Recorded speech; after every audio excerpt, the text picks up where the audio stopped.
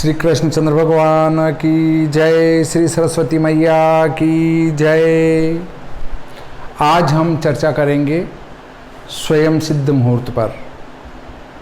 मैं श्री भादव माता पंचांगकर्ता ज्योतिषाचार्य पंडित भागीरथ जोशी, विश्व सायन लग्न सारिणी, विश्व दिनमान सारिणी, विशोपका नयनम, भविष्यफल मार्तंड आदि का लेखक। आपको यदि मेरा वीडियो पसंद आए तो वीडियो देखते हुए इस खड़े निशान पर एक उंगली लगा दे, उसमें आपका कुछ नहीं जाएगा। यदि आपको वीडियो पसंद नहीं आए तो उल्टे लटके हुए अंगूठे पर उंगली लगा दे, उसमें आपका कुछ नहीं जाएगा। तो ये हो जाएगा नापसंद, ये हो जाएगा पसंद। आपको वीडियो पसंद आता है ये अंगूठा दबाएं, नहीं आता है ये अंगूठा दबाएं। और आपको लगे कि मुझे अपने मित्रों को भी इसकी जानकारी देना चाहिए तो फिर आप शेयर करें। एक वीडियो के बीच में आएगा तीर का निशान, उस पर उंगली लगाएंगे तो आपको एक चौकोर डिब्बा खुलेगा। व्हाट्सएप भी खुलेगा, व्हाट्सएप का मोनो खुलेगा, फेसबुक का मोनो खुलेगा और ट्विटर वगैरह के मोनो भी खुलेंगे। तो आपको वो जो चौकोर मोनो खुलता है उसके ऊपर क्लिक करना है, तो इस लिंक की काफ़ी हो जाएगी। उसके बाद आप फेसबुक खोल के फेसबुक में काफ़ी कर सकते हैं। आप चाहें तो इसकी कॉपी व्हाट्सएप पर किसी को भी भेज सकते हैं, फिर आप आपके स्टेटस पे डाल सकते हैं। तो इस प्रकार मेरे वीडियो को आप शेयर भी कर सकते हैं, लाइक भी कर सकते हैं, सब कुछ कर सकते हैं। कमेंट भी कर सकते हैं, कमेंट बॉक्स में जाकर कमेंट करें। अब अपन चर्चा करते हैं आज स्वयं सिद्ध मुहूर्त। 3.5 स्वयं सिद्ध मुहूर्त, परंतु वस्तुतः ये 3.5 से ज़्यादा है। और ये स्वयं सिद्ध मुहूर्त करते क्या है, देखिए मैं बताता हूँ आपको। पहला स्वयं सिद्ध मुहूर्त आता है चैत्र शुक्ल पक्ष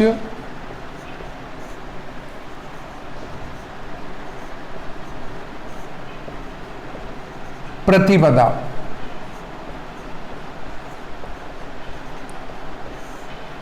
दूसरा स्वयं सिद्ध मुहूर्त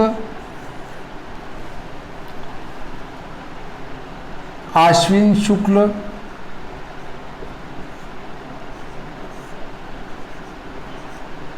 पक्ष दशमी, जिसको कहते हैं विजयादशमी। विजयादशमी, दशहरा। और एक आता है आपका अक्षय तृतीया, वैशाख शुक्ल पक्ष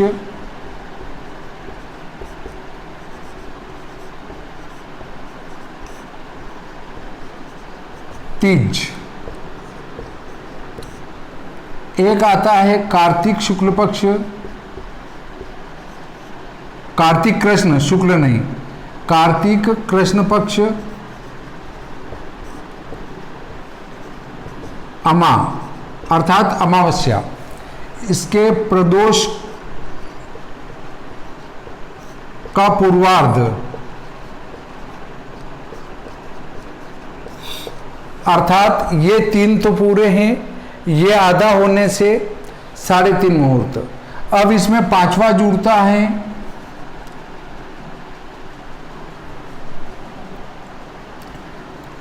वैशाख शुक्ल पक्ष पूर्णिमा।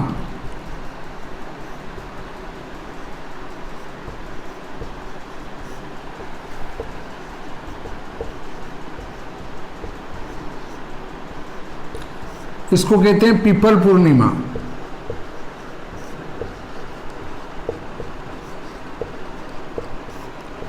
अगला आता है फुलेरा दूज, फाल्गुन शुक्ल पक्ष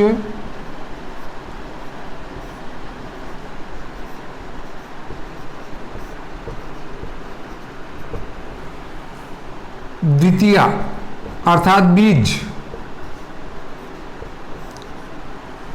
और श्री कृष्ण जन्माष्टमी को भी कुछ व्यक्ति विवाह करते हैं। अब देखिए चैत्र शुक्ल पक्ष प्रतिपदा को 96% मीन संक्रांति रहती है। 96 क्या 100% ही मीन संक्रांति रहती है। तो यहाँ पर चाहे वो नव वर्ष का शुभारंभ होता है, फिर भी आप यहाँ मीन संक्रांति में कैसे शुभ कार्य करेंगे। अब देखते हैं कि संवत 2078 में अभी हमारा 2 आश्वज हैं, तो 2078 में मेष संक्रांति प्रवेश होगी, वो चैत्र शुक्ल प्रतिपदा को ही प्रवेश होगी। तो जिस दिन संक्रांति लगती है उस दिन शुभ कार्य नहीं होते, और बाकी दिनों में आपके जो मेष संक्रांति वो चैत्र शुक्ल प्रतिपदा के बाद ही लगेगी। तो ये खरमास भी कह सकते हैं, मलमास भी कह सकते हैं। तो इस में हमेशा ही वो रहेगा, तो आप शुभ कार्य नहीं कर सकते हैं। ये स्वयं सिद्ध मुहूर्त स्वतः समाप्त हो जाता है।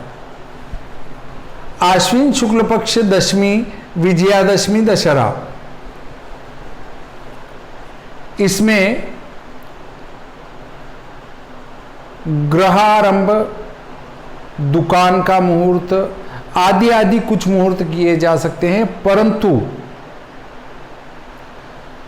आप विवाह नहीं कर सकते, आप गृह प्रवेश नहीं कर सकते। ऐसे कुछ हैं जो मुहूर्त इस पर भी नहीं किए जा सकते हैं। यहाँ देवशयन भी रहता है।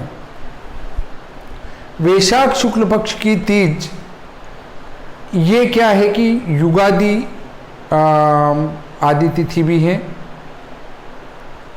तो इसमें क्या होता है कि वैशाख शुक्ल पक्ष की तीज को कृतिका, रोहिणी, मृगशिरा, तीनों में से एक नक्षत्र होता ही है, और अधिकतम योग होता है रोहिणी नक्षत्र का। रोहिणी नक्षत्र लगभग सभी शुभ कार्यों में प्रशस्त है, इसलिए इसको लिया जाता है। और अक्षय अर्थात जिसका कभी क्षय नहीं होता हो, इसलिए इसको स्वयं सिद्ध में गिन लिया गया है। अब कार्तिक कृष्ण पक्ष की अमावस्या, लक्ष्मी पूजन का काल जो प्रदोष वेला है वो आधा, इसलिए इसको 3.5 मुहूर्त कहा गया है। अमावस्या को तो वैसे भी विवाह होता नहीं है।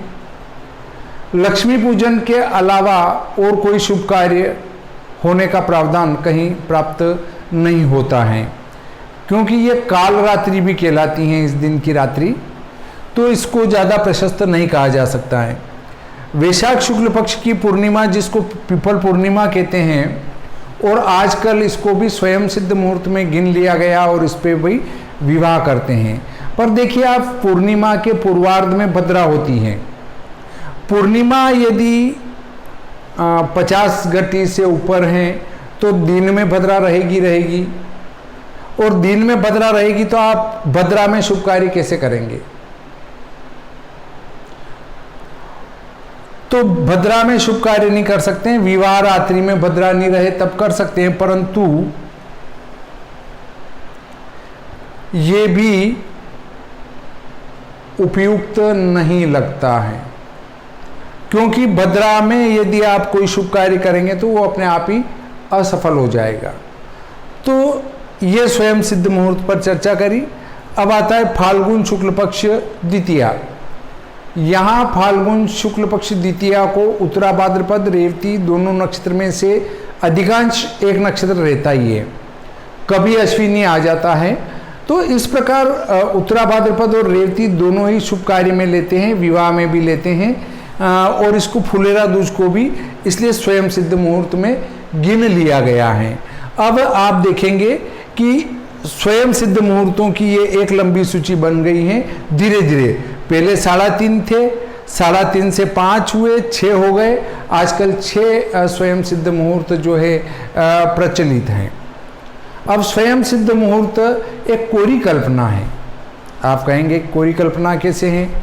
अब आप देखें कि यदि इनमें से कोई दिन है और उस दिन यदि आपका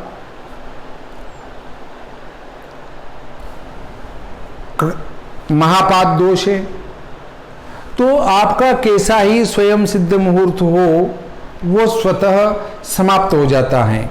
इसके बाद एक और स्वयं सिद्ध मुहूर्त है बसंत पंचमी। बसंत पंचमी 7वां मुहूर्त, ये और मेरे चूकने में आ गया था, ये भी लिख देता हूं। ये है माघ शुक्ल पक्ष पंचमी। माघ शुक्ल पक्ष पंचमी। अब आप देखें कुल 7 स्वयं सिद्ध मुहूर्त बनते हैं। अब इनमें यदि आपका महापात दोष बन रहा है तो इन किसी भी मुहूर्त में उसका दोष दूर करने की शक्ति नहीं है। महापात दोष कोई दूर नहीं कर सकता है। यदि इनमें विवाह कर रहे हैं और भुजंगपात हैं तो उस भुजंगपात, जिसको मृत्युपात भी कह सकते हैं, उसका दोष करने की इन मुहूर्तों में कोई शक्ति नहीं है। यदि पाप ग्रह का वेद है इस दिन के नक्षत्र पर, तो इन मुहूर्तों में उस पाप ग्रह के वेद को दूर करने की कोई शक्ति नहीं है। यदि विवाह कर रहे हैं और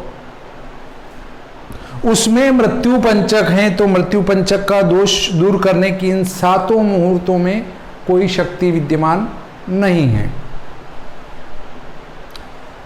अब यदि आप इस दिन कोई शुभ कार्य कर रहे हैं, शुभ मुहूर्त कर रहे हैं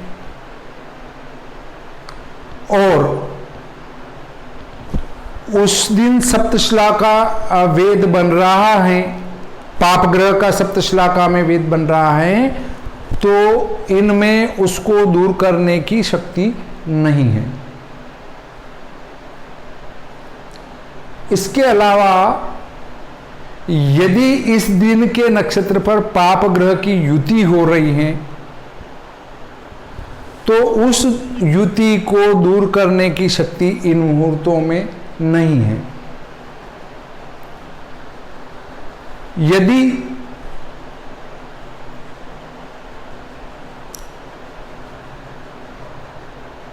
ये मुहूर्त हो, अर्थात चैत्र शुक्ल पक्ष की प्रतिपदा हो, और उस दिन यदि तारा अस्त हो, तारा अस्त का अर्थ है गुरु या शुक्र, दोनों में से किसी का अस्त हो। अब देखें, यहां लोगों ने गली और निकाल ली। क्या गली निकाली कि गुरु शुक्र दोनों में से कोई एक अस्त हो तो शुभ कार्य ना करे, बात खत्म हो जाती है। गुरु या शुक्र दोनों में से कोई भी अस्त हो, अस्त का अर्थ है लोप और दर्शन, उदित का अर्थ है दर्शन। तो गुरु या शुक्र में से कोई अस्त हैं तो शुभ कार्य न करे। दूसरी बात, यदि हमें करना ही हो तो उसके लिए फिर शास्त्र में विधान बताया कि भाइयों आपको यदि करना ही है तो ऐसी स्थिति में आप गुरु शुक्र दोनों में से कोई एक उदित हो और एक अस्त हो तो शुभ कार्य कर सकते हैं। पर यह एक गली है, रास्ता है, शुभ और शुद्धता नहीं है। इसमें एक और आता है आपका कार्तिक शुक्ल पक्ष एकादशी। कार्तिक शुक्ल पक्ष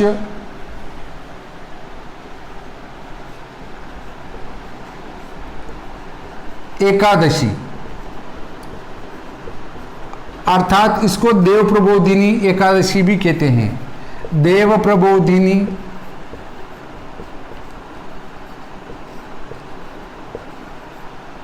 एकादशी।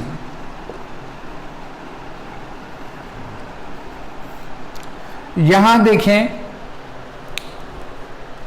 कि 8 मुहूर्त बनते हैं। ये देव प्रबोधिनी एकादशी पर कई बार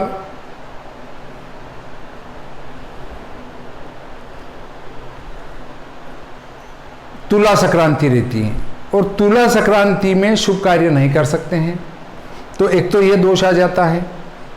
तो इस प्रकार अपन बात कर रहे थे गुरु और शुक्र की, तो गुरु और शुक्र दोनों में से कोई भी एक अस्त हो तो शुभ कार्य नहीं करेंगे। साहब मुझे तो करना ही है, तो भाई दोनों में से एक उदित हो तो आप कर सकते हैं।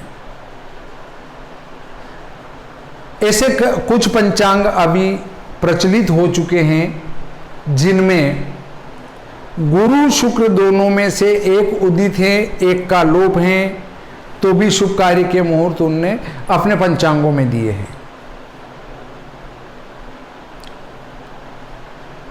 अब क्यों दिए हैं ये नहीं कह सकते हैं। क्यों दिए? क्योंकि अगर एक पंचांग नया नया निकला, उसको अपना पंचांग चलाना है, तो उनने कहीं से भी कोई भी श्लोक निकाल कर और अपने पंचांग में दे दिया, बोले दोनों में से एक उदित है और एक अस्त है, तो भी अपन शुभ कार्य कर सकते हैं। और जब एक पंचांग में ज़्यादा मुहूर्त होंगे तो कर्मकांड और पूजा पाठ का कार्य करने वाले पंडित और विद्वान लोग उस पंचांग को खरीदेंगे जिसमें ज़्यादा मुहूर्त हैं, क्योंकि उनका काम ज़्यादा चलेगा। परंतु भाइयों, आप ज़्यादा कार्य चलाने का कार्य सोच रहे हैं या ज़्यादा से ज़्यादा मुहूर्त देने का सोच रहे हैं, तो इस ज्योतिष का उपहास कर रहे हैं। एक समय ऐसा आएगा जब लोग इस ज्योतिष से भागना पसंद करेंगे। कोई कहेगा मैं ज्योतिषी हूं, तो उसको घर से निकाल देंगे, भाई साहब आप घर से बाहर निकलिए। ये ज्योतिष की इतनी बेइज्जती करवा देंगे। जो वेद विद्या है, ज्योतिष वेद से निकली हैं। ज्योतिषम वेदा नाम चक्षुः, अर्थात ज्योतिष वेद की आंखें हैं, अर्थात चारों वेदों से ही ज्योतिष निकली हैं। और वेद से निकलने के कारण देव स्वरूप हैं ये। और इस देव स्वरूप की दुर्गति ये पंचांगकर्ता, ये कर्मकांड करने वाले, ये पूजा पाठ कराने वाले और कुछ जो जिनको कुछ नहीं आता है और केवल अपना पेट पालने के लिए इस ज्योतिष का सहारा लेकर कुछ भी बक रहे हैं, ऐसे बेरूपिये। शास्त्र क्या कहता है कि वे व्यक्ति जो ज्योतिष शास्त्र में लिखी हुई बातों को न मानते हुए अपनी मनमर्जी से कुछ भी बोल देते हैं, वे नक्षत्र सूची कहलाते हैं और वे सब नरक के अधिकारी होते हैं। आप देखिए कि ज्योतिषी मार्गदर्शन करते हैं, पर आप देखेंगे कि वो स्वयं ब्लड प्रेशर से युक्त हैं, हाई ब्लड प्रेशर की गोली ले रहे हैं, या किसी को अटैक का चक्कर है तो वो हार्ट से संबंधित गोली ले रहे हैं। तो भाई आप इतने तनाव से ग्रस्त क्यों हैं? आप ज्योतिषी हैं तो इतना तनाव क्यों पाल रहे हैं कि आपके ब्लड प्रेशर बढ़ गया है, आपके हार्ट अटैक की स्थिति बन गई है, तो आप इतना क्यों तनाव ले रहे हैं? जब आप ज्योतिषी हैं तो आपको तो पता है कि ऐसा होने वाला है। अगली बात आती है, मेन अपना मुद्दा ये है स्वयं सिद्ध मुहूर्त। स्वयं सिद्ध मुहूर्त में कोई भी शुभ कार्य न करे, ये मेरी सलाह है। क्यों सलाह है उसका उत्तर दिया मैंने। अगर इस पर पाप ग्रह का वेद है, इस नक्षत्र, इसके दिन नक्षत्र पर, उस दिन महापात दोष है, उस दिन के नक्षत्र पर पाप ग्रह की युति है, उस दिन में अगर विवाह है और भुजंगपात हैं, उस दिन मृत्यु पंचक हैं, ऐसी कई जो स्थितियां बनती हैं, या और भी कोई ज्योतिषी दोष हैं, कोई गुरु अस्त हैं, शुक्र अस्त हैं, ऐसी स्थिति में आप इन स्वयं सिद्ध मुहूर्तों में अगर कोई कार्य करेंगे तो वह कार्य सफल होने की बजाय असफल होगा। एक बात और बताता हूं मैं कि आप बसंत पंचमी का मुहूर्त दे रहे हैं और उस दिन इस वर्ष शुक्र का तारा अस्त है 2020 की फरवरी में, तो शुक्र का तारा अस्त है तो उसका दोष दूर कैसे करेंगे? जैसे ज्योतिष शास्त्र में ऐसा लिखा है कि यदि मांगलिक कुंडली है और मंगल उच्च का है, स्वक्षेत्री हैं, शुभ दृष्ट हैं, शुभ यूत हैं, वर्गोत्तमी हैं, नवांश में स्वक्षेत्री या उच्च के नवांश का है, ऐसी कुछ स्थितियों में मंगल का स्वतः परिहार हो जाता है। परंतु विवाह मुहूर्त में कहीं ये नहीं लिखा है कि स्वयं सिद्ध मुहूर्त हो तो सभी दोषों का परिहार हो जाता है, या ग्रह आरंभ के मुहूर्त में कहीं ऐसा नहीं लिखा है कि स्वयं सिद्ध मुहूर्त हो तो उस दिन सभी दोषों का परिहार हो जाता है। आपके गृह प्रवेश के मुहूर्त में ऐसा नहीं लिखा है, दुकान के मुहूर्त में ऐसा नहीं लिखा है, परंतु बहुत सारे व्यक्ति जो है अनर्गल बातों में पढ़कर इन स्वयं सिद्ध मुहूर्तों में जो है कोई ट्रैक्टर खरीद रहा है, कोई दुकान लगा रहा है, कोई गृह प्रवेश कर रहा है, कोई गृह आरंभ कर रहा है। अब मैं आपको बताऊं कि अभी कई व्यक्ति इस आश्विन शुक्ल पक्ष की दशमी विजयादशमी को गृह प्रवेश करेंगे और पहले भी कर चुके हैं और हर साल करते आ रहे हैं। वे कितना गलत कर रहे हैं? अब आप कहेंगे कैसे कर रहे हैं? एक तो देवशयन में गृह प्रवेश होता ही नहीं है। दूसरी बात,